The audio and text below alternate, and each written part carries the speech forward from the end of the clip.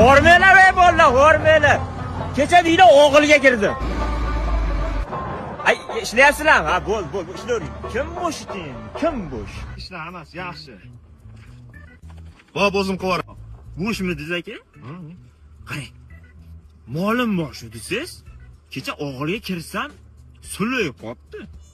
Keyin o'yladimda buqaga kelgan dedimda, keyin Ro'shan Navey bor, bilasizmi? Buqasi bor. Olib bordim o'shanga. Olib borib, keyin ertasi kuni bir xabar olsam, ancha jon kirib qolgan molga. Keyin yana olib boraman dedi. Yana olib bordim. Uni ertasi kuni kiyimga qarasam, ipni uzib yuboraman deyapti hali. O't chaqnayapti oyog'idan. Olib bormasam bo'lmaydi degandek qilib. Dedimda yana olib bordim. Nima? Buqaga olib borib qaytyapsan? Ipni shunaqa tortib qochyapti-da, shu molni yurgan ko'rganmisiz?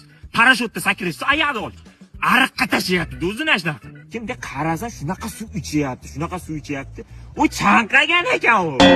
Chanqagan ekan. Tushundingizmi? U 5 kun suv bermadi-da, keyin esga tushib qoldi. U chanqagan ekan. Siz qayerda ishlashingizni bilasizmi? Quvada joylashgan Humo beton zavodini polniy sizga qorovulligini topshirib qo'ygan bo'lsam, siz qilib yurgan ishingizni qarang. Bilasizmi, bu yerda 100 markadan 500 markagacha beton ishlab chiqariladi. Biz xalq o'ylab ishlayapmiz, siz gap sotib yuribsiz. Siz boshlamisiz? Boshlig'ingiz kimligini ham bilmaysiz. Bor ishingizni qiling. Yo, men yaxshilayman, men nima deb o'ylamayman. Prosta obedga chiqqanda sigaret endi zeri katta odam gaplashgisi keladi kimdir bilan. Tavba qildim. Ha, bollarni chiqarib yuboravering, ha. Tezlashtiringlar. Qarang.